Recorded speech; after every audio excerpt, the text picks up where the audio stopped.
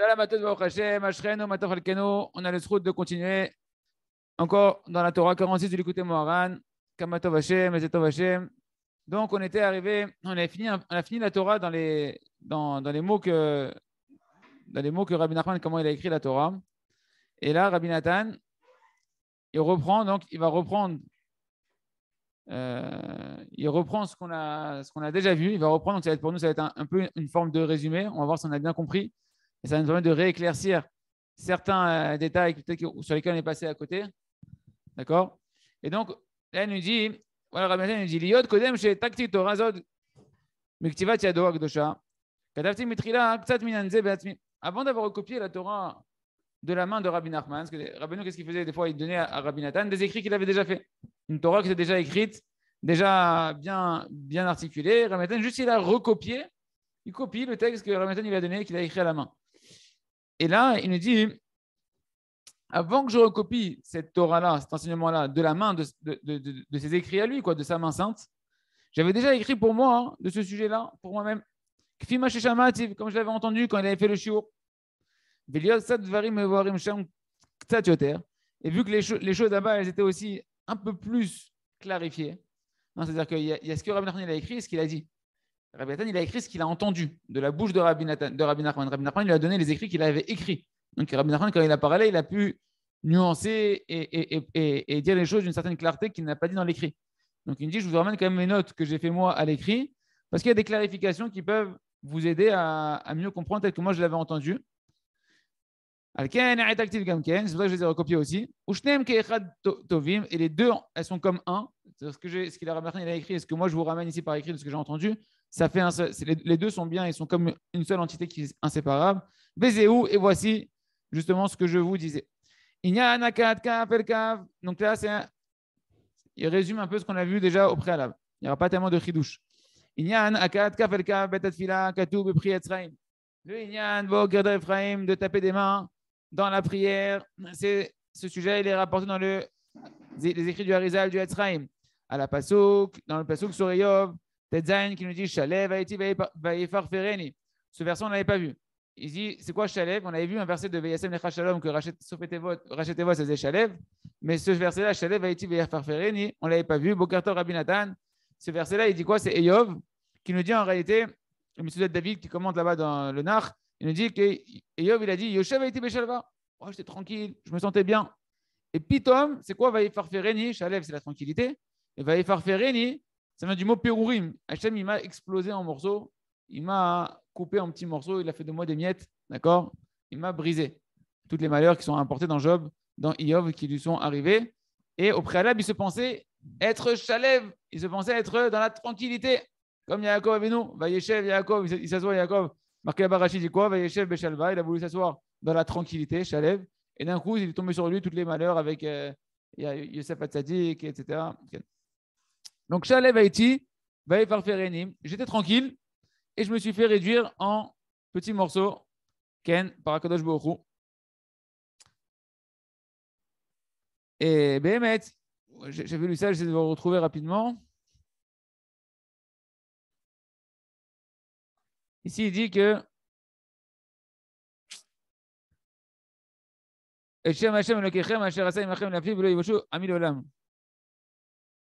Bon, on verra ça après. On verra ça après. Ok. Donc, il continue. Il nous dit Shalev. Donc, c'est quoi ce mot Shalev ici dans le verset la tranquillité? Shalev, on avait déjà vu ensemble que c'est la valeur numérique de 336, Ken.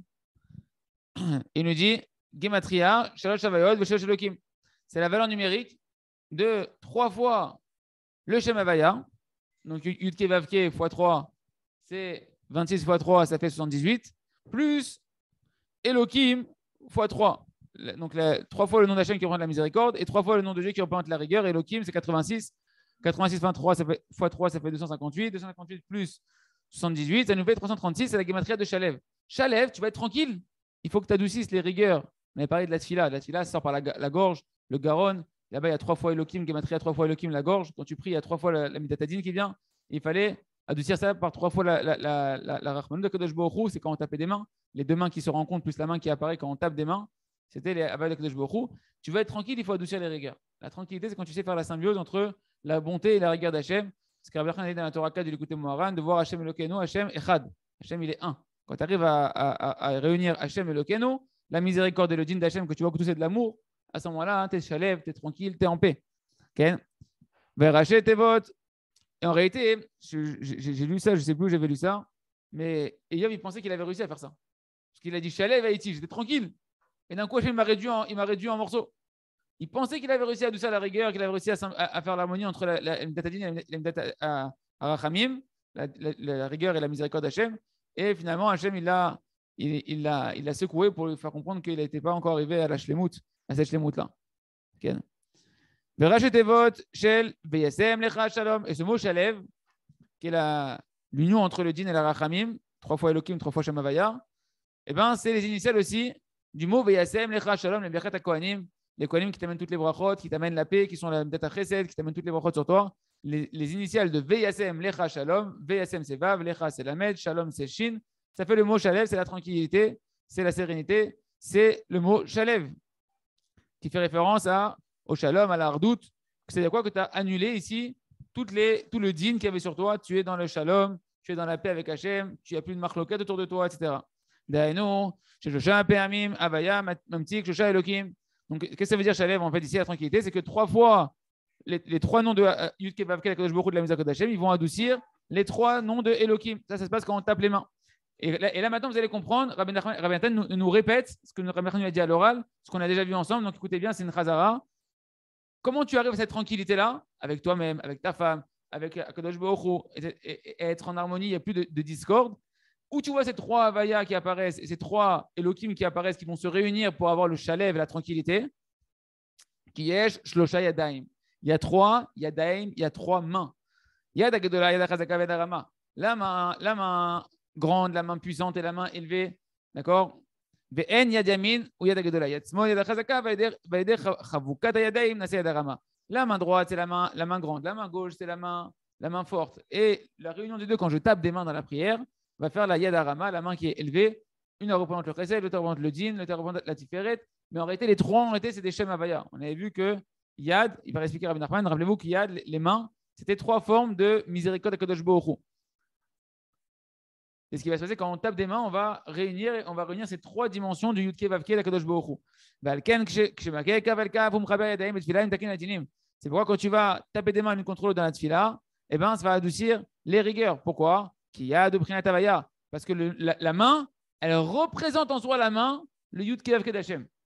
D'ailleurs, c'est pédé parce que je réexplique ce qu'il dit Rabbi Nathan, ce qu'on a déjà vu. Yud Otiot, Vedalet Otiot. On a dit que chaque Yud Kei Vav Kei, c'est 4 lettres. Yud Kei Vav Kei, c'est 4 lettres. Et chaque Yud Kei Vav Kei, tu peux le remplir. Yud, c'est Yud Vav Dalet. He, c'est He Aleph. Vav, c'est Vav Aleph Vav. Et He, c'est He Aleph. Ça fait 10 lettres. Je vous renvoie au cours précédent. Tu peux remplir le Yud Kei Vav Kei avec 10 lettres. Il y a 3 manières de remplir le Yud Kei Vav Kei avec 10 lettres. Une 4e où il n'y a que 9 lettres, donc là, on ne citera pas ici, parce que ce qui est intéressant pour nous, c'est les 10 lettres. Et quand tu prends le mot Yad, Yad s'écrit Yud et Dalet. Yud, c'est 10, c'est les 10 lettres, comment tu remplis le Shem Havaya, comment tu vas remplir le Yud Kei Vav Kei. Et Dalet, c'est les 4 lettres du Yud Kei Vav Kei, tout simple, sans les remplir. Ça fait main, ça fait la main, ça fait Yad. D'accord? Or, dans ta main aussi, il y a les 14 phalanges. Et Yad, ça se dit une main. Et c'est 14. Ouais.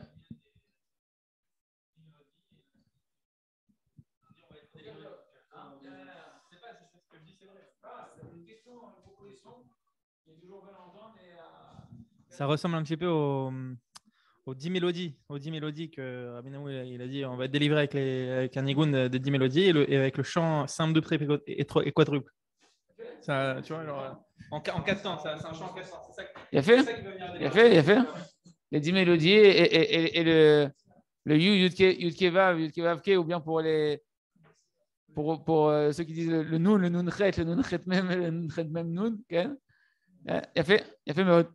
Okay, donc en réalité, la main ici, j'espère que c'est clair pour tout le monde, parce qu'on l'a vu plusieurs fois dans les shiurim précédents. Yad, ça représente une des déclinaisons du Shem Havaya. Yad, c'est de la miséricorde à Kadosh Baruch Hu. Et en réalité, c'est pelé parce qu'en fait, nous on dit Hachem, c'est lui qui a fait toutes les actions. Asa aussi, il a fait toutes les actions, c'est Ribon Kalamassim, il a fait toutes les actions. Donc les actions, ça c'est par la main. Et tu vois que la main, c'est la miséricorde d'Hachem. Que Bémet, Kadosh Baruch Hu, c'est la Chaim de Kadosh Baruch Hu. Il a fait. Continue, valider, Shosha Yadaim.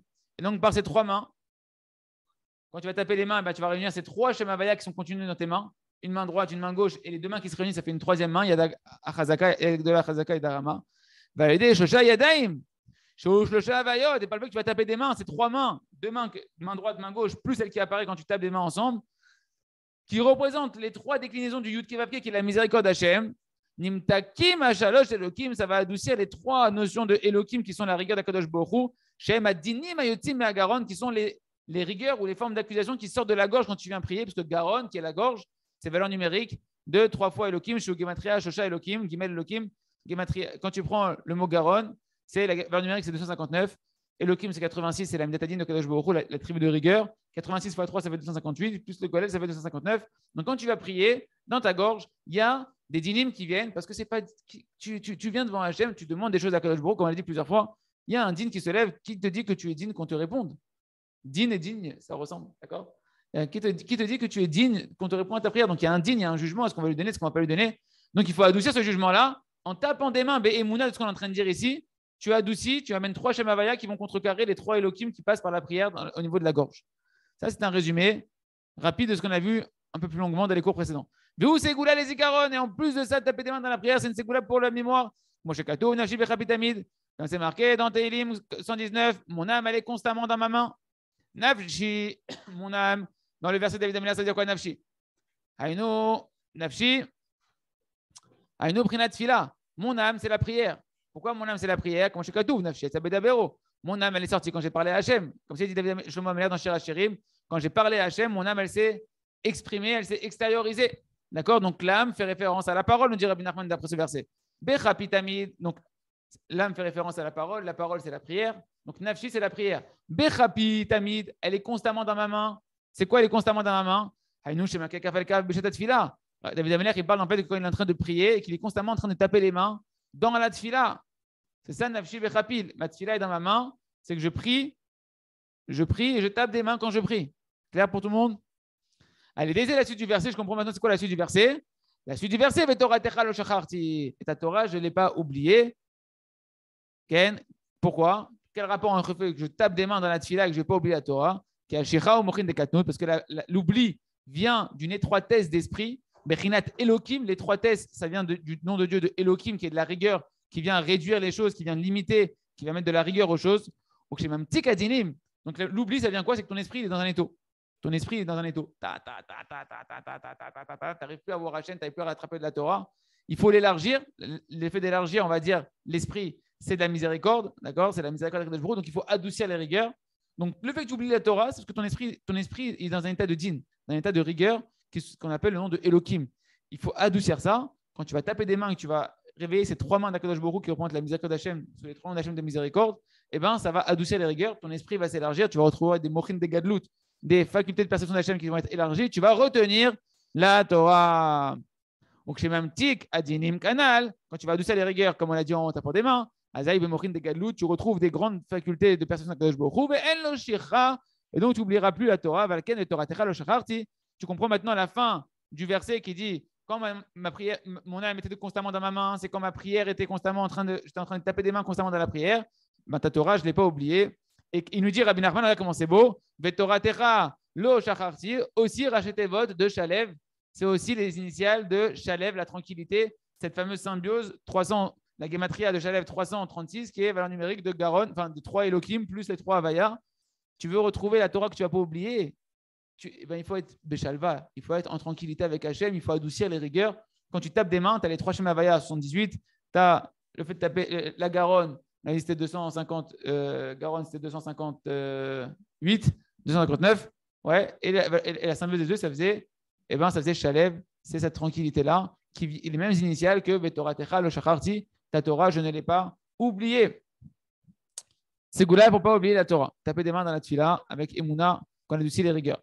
Et Rabbeinu, pour ceux qui disent que ouais, je suis à la maison, je tape des mains dès qu'il y a des problèmes avec ma femme et tout, c'est pas suffisant. C'est Davka dans la prière, et dit Rabbi Nachman, ça se passe tout ça. Parce que c'est quand il est en train de prier, il va savoir si justement son esprit est dans un état d'élargissement et un état de compréhension éveillé d'Akadosh Baruch Hu, ou bien dans un état d'étroitesse, qui est son esprit, il est dans l'étroitesse, dans les mochin des katnout. C'est quand que tu vas savoir ça? Dans la prière, il nous dit Rabbi Nachman, qui a dit bourg ou galut amochin. Parce que la parole, on l'a déjà dit plusieurs fois, c'est le dévoilement de ce qui se passe à l'intérieur de ta tête. Quand tu parles, tu extériorises ce qui se passe dans ton esprit. Tu veux savoir l'état de ton esprit? Ton esprit, il est éveillé, il est endormi, il est épanoui, il est dans un étau. Ben parle. Commence à parler à Hachem. Et tu vas voir où est-ce que tu en es à l'intérieur de ta tête. Comme il disait, quand c'est marqué dans la Gemara, Rabbi Chaim Medosa, il disait, quand est-ce que je sais que voilà, si ma tefila, elle est jgoura béfiv, si ma tefila, elle est fluide dans ma bouche, je sais qu'elle est passée. Donc quand il parle, il sait où est-ce qu'il en est avec Hachem. Il sait si il est en état de din ou en état de rachayim avec Hachem. Quand je parle avec Hachem, je vois que c'est fluide. Je sais que je vais mourir des gadlout, c'est-à-dire que les portes sont ouvertes et que c'est fluide, ça passe. Quand je vois que je bégaye, que je ne retrouve pas les mots, etc., c'est pour l'instant dans un état des katnout, un état d'étroitesse, il va falloir dire ça. Donc le fait de parler va te permettre de savoir, et de prier va te permettre de savoir où tu en es véritablement dans tes mochines et de savoir si tu dois taper des mains pour adoucir les rigueurs. Qui a dit bourg ou idgalut amochin, comme on l'a dit. Donc la parole, c'est le dévoilement de ce qui se passe à l'intérieur de ton cerveau. Tu vas voir si tu parles avec simcha, est-ce que tu vas parler avec tristesse, est-ce que tu vas parler avec un esprit posé ou un esprit qui va être confus. Comme on a fait la prière ce matin, avant l'étude de la Torah, on dit de sa bouche à Hachem sort la connaissance, la compréhension et le discernement. Donc tu vois que la bouche, elle exprime où tu es dans ton discernement d'Hachem, dans ta compréhension d'Hachem, dans ta vision des choses. Ken, ce qui se passe dans ta bouche et ce qui se passe dans ta tête en fait. Et l'essentiel de l'expression de la parole, c'est dans la prière. C'est pourquoi quand un homme il voit qu'il n'arrive pas à prier comme il faut, qu'il voit que son esprit, quand il veut parler à Hachem, c'est confus, etc. C'est parce qu'il est dans un état de tzimtzum hadat, que son esprit et sa perception d'Hachem est dans l'étroitesse, et qu'il sache qu'en tapant des mains dans la tefila, eh ben, il sort de ce tzimtzum. En tapant des mains, tu vois que tu fais ta hitbodedut de doute, tu vois que tu fais ta tefila, tu vois que c'est fermé, tape des mains. Tape des mains, Be'emouna, que tu veux faire quoi en faisant ça? Tu veux réveiller la miséricorde d'Akadosh Baruch Hu pour adoucir les rigueurs et retrouver cette perception d'Hachem claire. Et comme ça, tu vas retrouver la simcha, le da'at, et tu vas te rappeler de la Torah et te rappeler de ta conscience d'Akadosh Baruch Hu.